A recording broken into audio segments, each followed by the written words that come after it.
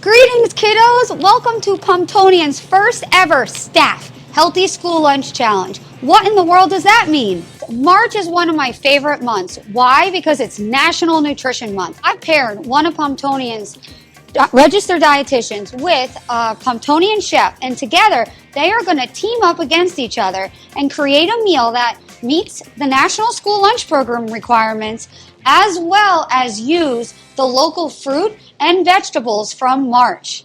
So let's go do it! Our panel of judges are made up of chefs, nutrition experts, and menu design professionals. Now let's meet the judges. First up, we have Jessica. She is Pomptonian's Nutrition Department Project Coordinator. Then we have Alex, Food Service Director of Clifton School Districts. He will be making sure our recipes are kid approved. Then we have Antoinette, Registered Dietitian. She will be making sure all of the meals are in compliance. You just might see her walking around and checking labels. All right, folks, let's get to it. Let's meet our first team. We have Registered Dietitian Heather Garcia and Chef Oakley. Our next team is Alex Caruso, Registered Dietitian, and Chef Fashini. Last but not least, we have Laura Roseman, Registered Dietitian, and Chef Pete. Hello, teams. You are about to learn what your mandatory ingredients are for today's meal. Chefs, open your baskets. Part of this competition, you will need to use the fruit and vegetables of the month as part of our Farm to Tray program. This includes frozen peaches, celery root, turnips, and rutabagas. Celery root, rutabaga, and turnips are classified as winter root vegetables. These vegetables have similar properties because the bulbs or the roots of these vegetables grow in the soil, and therefore they absorb the nutrients of the soil and the water. This makes them nutrient powerhouses. Additionally, this meal needs to meet the National School Lunch Program requirements and must taste like a kid-friendly meal. One last requirement, you have 2 hours to complete your meal. Time starts now. So what should we do with the root vegetables? How about we do some sort of fry, like a baked fry or something like that for the kids? Okay. You know? We need some kind of grain though. So how about that? Maybe we do like an egg roll, because it's handheld. Kids like a handheld kind of item. All right. And we could do some kind of sauce. Do you want to do a maybe sauce? with the peaches, we could do some kind of like dipping sauce with the peaches. Oh, that's great. I love that idea. Oh, all right, great. So we are taking our root vegetables and we are going to julienne down most of them to make a coleslaw for a vegetarian sandwich and a chicken sandwich. Kind of like a banh mi we are going to go with. And I think we are going to take the peaches and make it into a smoked hoisin barbecue sauce. All right, so what's our game plan here? So what does every kid love? What does every adult love? Burgers and fries. Burgers and fries. So we're going to do a play on that. We're going to do sliders. We're going to turn these into french fries. And Okay. we're going to take this and make like a nice peach crisp play on a cobbler for kids. Okay, get kids to eat fruit by turning it into dessert. I love it. We're going to make it nice and healthy.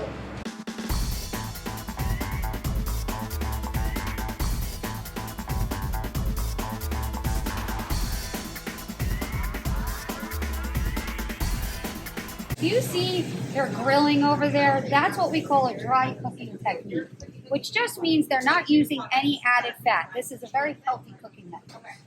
Boy, Chef Petey, that looks really delicious. What are you doing over here? We're grilling the celery root in the secret barbecue peach hoisin sauce that we prepared together. This is going to be part of our vegetarian banh mi sandwich. It is important to note winter root vegetables are high in carbohydrates. Carbohydrates are classified as a macronutrient, and macronutrient just means we need a lot of these nutrients. Carbohydrates are our body's primary fuel. Our body uses it during exercise. Our central nervous system needs carbohydrates, along with our brain needs it to function. So when we look at carbohydrates, we want to make sure we make good choices. There are healthier carbohydrates, and then carbohydrates we don't want to eat as much of all the time. So carbohydrates that contain fiber are really good for us, such as our turnips or our rutabaga, as well as brown rice and whole wheat bread. Now, carbohydrates we want to eat maybe once in a while are things like white pasta and white bread. You might be wondering, what is the difference? Well, the whole grain versions of carbohydrates contain fiber, which keeps us full longer. And this is what we call satiety. It makes us feel full, like we're satisfied.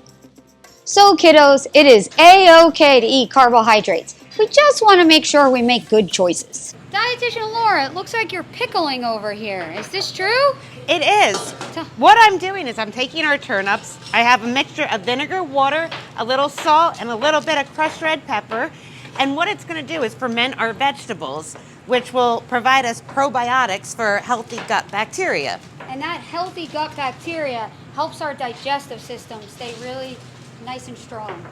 Can you tell me why baking is better than frying? Of course. So egg rolls are typically deep fried, where the egg roll would be saturated in the oil that it's being cooked in.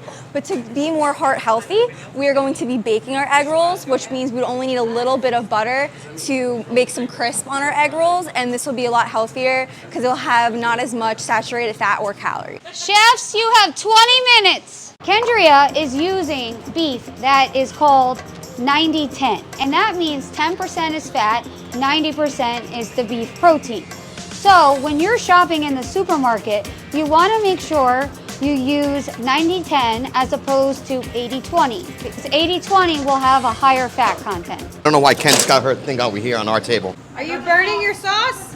Coming through! Hot tray! Think guys, think they're gonna be ready in time? I don't know. Laura and Chef Pete had to throw their chicken back in the oven. Ooh, I don't know. Time's a ticking. 10 minutes left. We burned the chicken. Have to do it all over from scratch. Did we have enough time? Barely, but it's done. Keep our fingers crossed we win. Do you see his sauce over there? Yeah, I wonder what's in that sauce? So with our egg rolls, we are doing a sweet and sour sauce. We are utilizing the peaches. So this is a lot healthier than using one of the sauces you would find at the store because it has low sodium. Our recipe only has white vinegar, water, cornstarch, and the peaches. I love cooking with peaches at home because research is showing it's good for your skin. These peaches look great. There's no added ingredients. I'm really curious to see how they're going to make sure all these meals are compliant. I am noticing the lack of ketchup in any of these recipes. I noticed that too, but why are you curious about ketchup specifically? 5-year-old palate? Chefs, 5 minutes! So, time is running out. We're plating our meals, and then all of a sudden, Chef Pete's got to come and bump my tray. Food went flying everywhere, slowing us down. I don't know what was going on. I don't know if it was intentional or what. I'm going with it was. I didn't appreciate it. So yeah, when I looked over to my right and I saw Kendria's plate, I was super impressed with what she put together. It was really a great dish.